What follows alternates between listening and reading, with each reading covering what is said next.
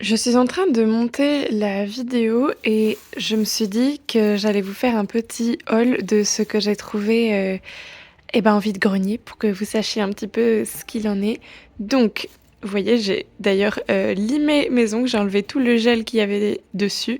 Je vais les laisser respirer et reposer un peu afin de me faire une nouvelle pause. Ça me fait bizarre, j'ai l'impression que mes doigts sont moins longs alors que j'ai déjà des grands doigts. Mais bon, donc, je voulais vous montrer ce que j'ai trouvé au vide-grenier. Je vais commencer par les grands formats. Il s'agit de pochettes en toile cirée. Donc, je vous montre à l'intérieur à quoi est-ce que ça ressemble. Voilà, c'est de la toile cirée, tout ce qu'il y a de plus simple, avec une petite ficelle. Le format, eh bien, c'est un peu plus petit qu'un format A4, mais on n'en est pas loin. Il manque juste un peu de hauteur et légèrement de la largeur. Et j'ai 3 motifs différents. Donc il y a celle-ci également, que j'aime beaucoup, hein. Cette espèce de nature morte là avec un gâteau mousse et puis quartier d'orange, ici de la noix de coco. Qu'est-ce qu'on a derrière? Les boissons, les jus. Moi je trouvais ça sympa. Et enfin, mon préféré, celui-ci, avec l'espèce de grosse aubergine rouge, du fenouil peut-être derrière, là peut-être un chouchou qu'on appelle comment ici, Christophine, carotte un peu radis, tomate, et de l'autre côté la même chose, mais on voit un peu mieux les carottes, et puis ici on voit mieux l'aubergine, les tomates, tout ça. Bon, j'aimais bien en fait ces motifs là que je trouvais vraiment mignons, et je sais pas encore exactement ce que je vais y mettre. J'hésite peut-être même à les customiser, je vais voir. Peut-être si j'arrive à en obtenir plus, ça pourrait faire aussi des packaging assez originaux et sympas. À voir. Mais pour l'instant, c'est pour mon utilisation personnelle. Ensuite, il y a tout ce qu'il y a là-dedans. Je vais tout renverser et vous montrer. Hop. Alors, j'ai trouvé plein de choses sur des stands différents, mais j'ai arrivé vers la fin du vide-grenier. Tout simplement parce que le dimanche matin, j'avais plein de choses à faire. Mais j'ai quand même trouvé des choses qui vont m'être bien utiles. Alors, par exemple, cette espèce de bonhomme soleil souriant en verre, j'aimerais pouvoir le placer sur un de mes carnets. Ben, hop, un peu comme ça là, voilà, comme si c'était un ornement. Et je vais lui mettre un peu des feuilles d'or à certains endroits pour faire ressortir les reliefs. Ensuite, ce carnet-ci, avec une broderie un peu style nippon dessus, là, je trouvais ça très beau. Et puis ici, on a de l'embossing. Alors, comment ça s'appelle voilà, je fais des anglicismes. Voyons, comment ça s'appelle déjà? Le fait de pouvoir texturer le papier ou la matière de manière générale avec quelque chose qui peut ressembler à un tampon, mais qui n'en est pas un. J'ai le terme embossé. Euh, bon, je le mettrai quelque part à l'écran puisque là, ça ne me revient pas. Il s'agit donc d'un petit journal, diary, et avec cette couverture que je trouvais magnifique et à l'intérieur, waouh! Le beau papier. Je l'ai eu pour 1 € et voilà, je l'aime beaucoup. Je vais y écrire de nombreuses choses, j'espère. J'adore les carnets d'ailleurs, hein, j'en ai une collection, énormissime, je vous la montrerai peut-être. Je vous montrerai peut-être mes carnets, finis. Alors je vais pas vous montrer tout ce que j'y ai écrit, parce qu'il y a des choses que j'ai pas forcément envie de partager, mais je peux vous montrer mes carnets, un peu plus, style art. Dites-moi si c'est quelque chose qui pourrait vous intéresser. Bon, maintenant je continue avec les petites, trouvailles qui vont me permettre de faire, des bijoux. Parce que je fais pas mal de bijoux à partir d'éléments chinés, recyclés, trouvés éventuellement ou faits, de A à Z, ça dépend de ce que je fais comme bijoux. Mais j'essaye, de faire le plus possible que des choses, qui ont un coût et un impact carbone, très minime ou, équivalent à zéro, presque. Par exemple, voilà, sur les brocantes ou sur les marchés d'antiquaires, je trouve des choses qui sont soit déjà percées, comme c'est le cas ici, soit juste des objets ou des petites breloques qui me plaisent et que j'aurais envie de réutiliser. Donc là, je vous montre un petit peu. Il y avait aussi ces feuilles-là. Hem, Ça, c'est vraiment bien utile pour, fermer les bijoux. Donc j'ai la chance d'en avoir trouvé là, parce que sinon c'est vrai que c'est embêtant là, c'est des choses que parfois je dois acheter neuves et comme j'essaye de faire le plus de la récup possible, et bien si je peux en trouver de seconde main, c'est encore mieux. Encore quelques breloques, dont ce poisson-là, sachant qu'ils sont 2 que j'adore. Je sais, je vais en faire des boucles d'oreilles, hein. Là, c'est parti, ça va être des boucles d'oreilles. Une chaîne que je vais réutiliser et qui est en cuivre normalement, mais je vais tester pour voir si c'est du cuivre véritable ou si c'est un alliage.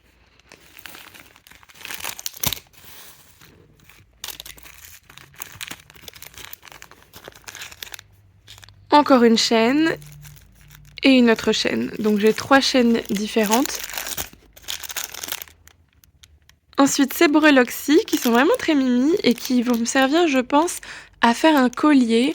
Mais j'ai envie de faire des porte-bouc non pas des porte-boucles d'oreilles, des porte-lunettes, c'est ça que je cherchais à dire, un peu décorées de manière originale et peut-être que j'ajouterai, ce genre de petites breloques dessus, pourquoi pas, ça pourrait être mignon. Pour finir, cette chaîne-ci qui est soit en acier inoxydable, soit en argent, je vais tester là aussi pour voir, mais très chouette à chaque fois de trouver, des choses comme ça de seconde main que je vais pouvoir réutiliser. Ah oui et puis il y avait ces petites perles, il reste pas grand-chose, mais c'est des perles à aplatir pour pouvoir là aussi fermer correctement, les bijoux. Ah et puis il y avait cette chaîne aussi, que je trouvais assez originale, mais il va falloir que je lui crée des pendentifs, je pense, ou alors je vais la réutiliser pour autre chose, je vais voir. Mais elle était sympa celle-là aussi. J'ai trouvé ça aussi dans une, caisse à données. Je vais peut-être voir si je peux en faire quelque chose. Et puis j'ai acheté plein, de petits éléments brodés que j'aimerais peut-être ajouter sur, certaines de mes créations ou sur des vêtements. Voilà, j'ai une espèce de feuille de lierre là, une autre, feuille, un peu rose, hop, dans l'autre sens, des petites fleurs. Bon, il y a pas mal de petites choses. J'ai trouvé ce personnage, oiseau aussi, que j'aimerais bien peut-être utiliser pour un de mes mini-théâtres, pourquoi pas. Là aussi, cet indien, je sais déjà que je vais l'utiliser pour un mini-théâtre et j'ai une idée de ce à quoi ça va ressembler déjà. Donc, je cherchais un personnage un peu dans le genre, donc il ira bien, je pense.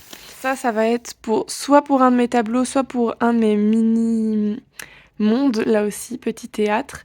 Parce que je suis en train de faire quelque chose sur le micro, c'est-à-dire tout le monde du petit, et les insectes en font partie. Et voilà, je voudrais peut-être l'utiliser, dans cette espèce de petit tableau, pourquoi pas.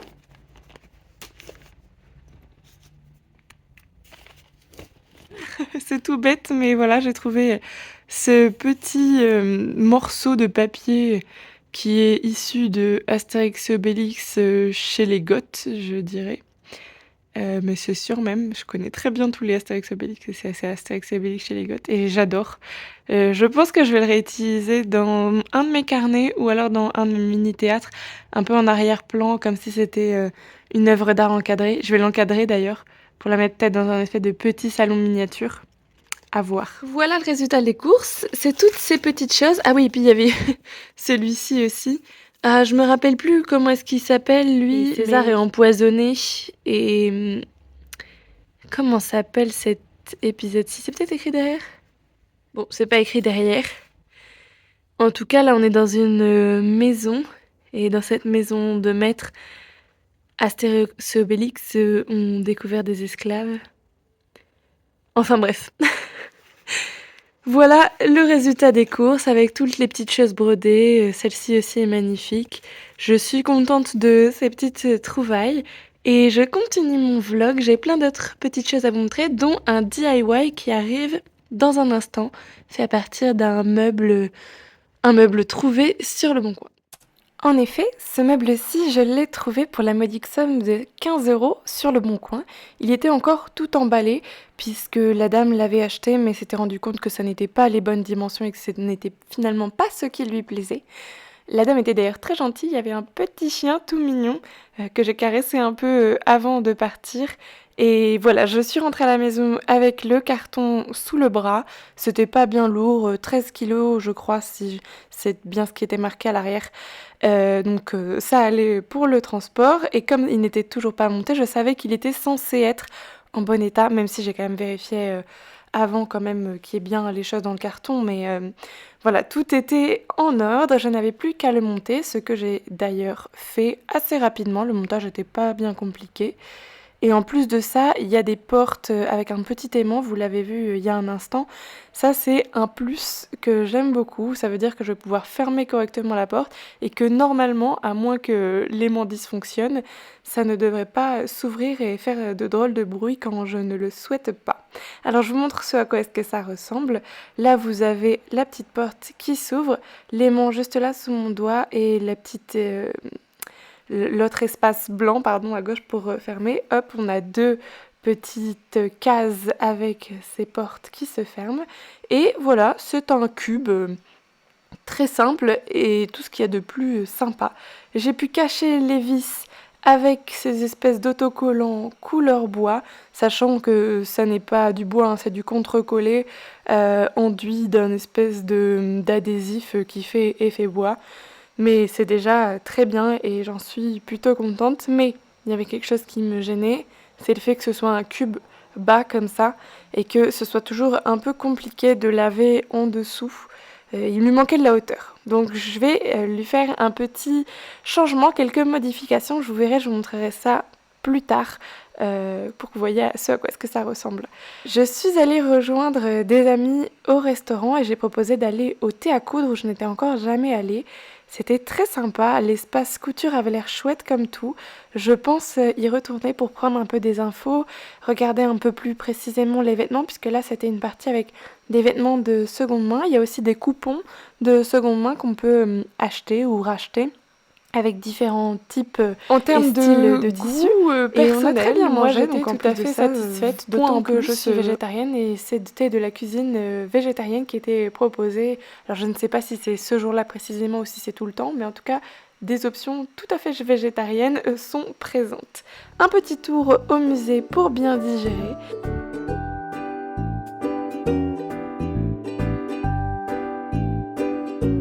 Et puis le lendemain, boulot, je suis à la caserne et j'ai installé mon stand qui s'est étendu un petit peu sur la gauche avec cette partie-là que vous découvrez peut-être pour les personnes qui ont déjà vu mon stand auparavant. Ça ne se cantonne d'habitude qu'à la partie que vous voyez maintenant, donc à la partie de droite avec le tapis rouge. Mais il y a un des stands qui était à ma gauche qui a été... enlevé en attendant l'arrivée d'une nouvelle personne. Et en attendant que cette nouvelle personne arrive, eh bien j'ai comblé l'espace vide parce que on trouvait que ça faisait pas particulièrement joli d'avoir un espace vide comme celui-ci. Donc j'y ai ajouté mes affaires.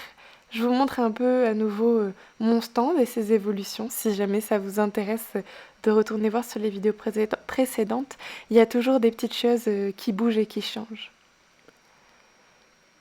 En fin de journée, je passe voir ma copine Carmen à la Chouette, qui a des nouveautés qui me plaisent plutôt bien, dont cette robe-ci, mais qui finalement était trop grande, dommage, mais très mignonne.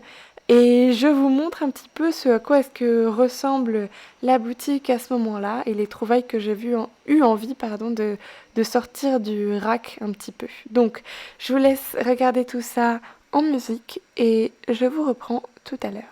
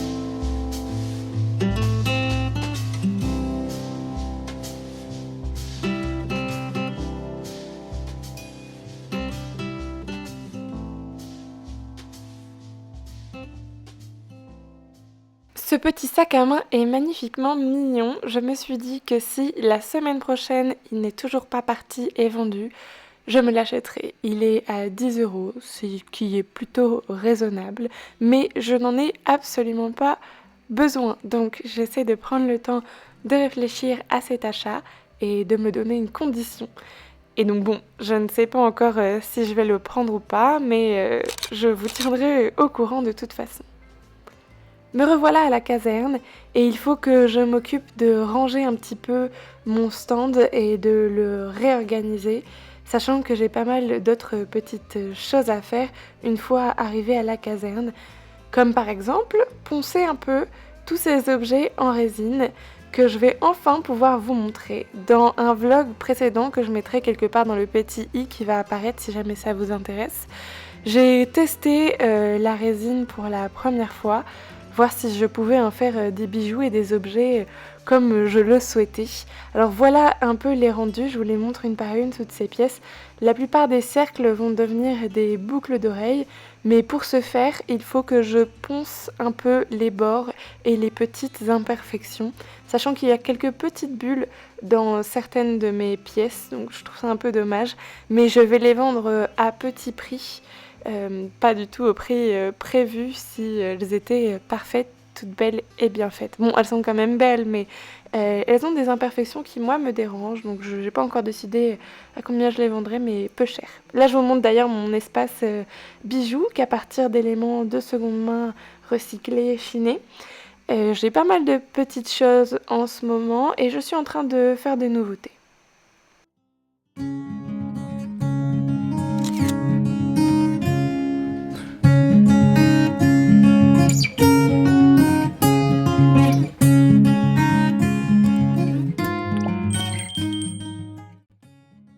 De retour du travail, je vais enfin pouvoir m'occuper de finaliser mon petit meuble que j'ai monté il y a 2 ou 3 jours de ça.